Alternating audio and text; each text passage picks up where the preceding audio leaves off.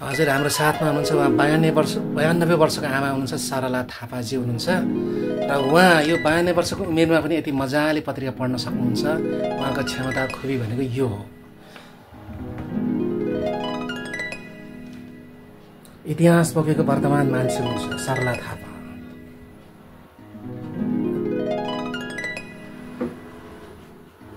अनि आमै पत्रिका पढ्दा कस्तो फिल हो? तपाईँ 92 वर्षको उमेरमा पनि मजाले पत्रिका पढिरहनु भएको छ, कस्तो अनुभव हो?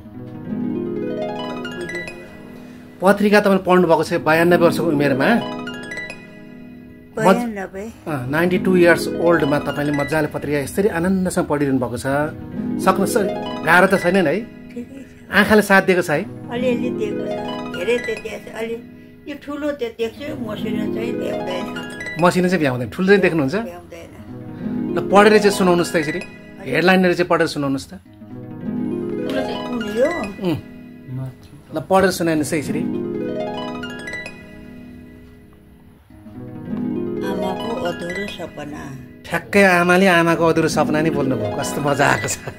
गाउँको बाटोमा हिँड्दा अझै पनि ती पुराना सम्झनाहरू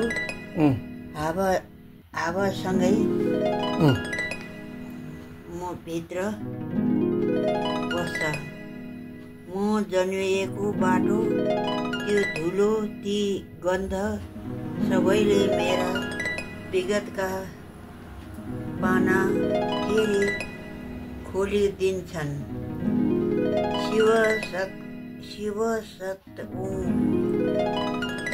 सताक्षी पालिका 5 जहाँ म जन्मिएकै हुर्किएर जिन्दगीको पहिलो सपना देखे।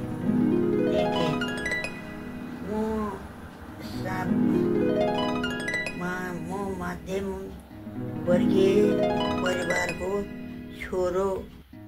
बुवा गाउँकै स्कुल पढाउनुहुन्थ्यो। आमाको साथी र सरकार मेरो बालकाको विरुद्ध दण्ड थिए।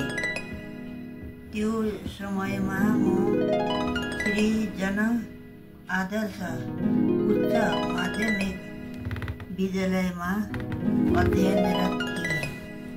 बिहान स्कुल, दिउँसो आमालाई काममा सघाउने, बेलुकी खेतका बाटा दुवै साथीहरूसँग घर फर्कने, यस्तै साधारण दिन थियो। गाउँमा बिजुली अहिले आउँदै थियो, कहिले जान्थ्यो। रेडियो बज्ने, कोइलीको स्वर सुन्दै मन सबै। हजुर, उहाँ हुनुहुन्छ हाम्रो आमा हुनुहुन्छ सरला थापाजी हुनुहुन्छ। उहाँ अहिले काठमाडौँ महानगरपालिका वडा नम्बर 15 विजेश्वरीमा बस्नुहुन्छ र लामो समयदेखि उहाँ अलिकति अशक्त भए पनि उहाँ एकदमै पढाइमा एकदमै इन्ट्रेस्टेड व्यक्तित्व हुनुहुन्छ। उहाँले राणाकाल पनि देख्नु भएको छ, राजा त्रिभुवनको समय पनि देख्नु भएको छ, राजा महेन्द्र पनि देख्नु भएको छ, राजा वीरेन्द्र पनि देख्नु भएको छ र पछिल्लो ज्ञानेन्द्रसम्म देख्नु भएको छ।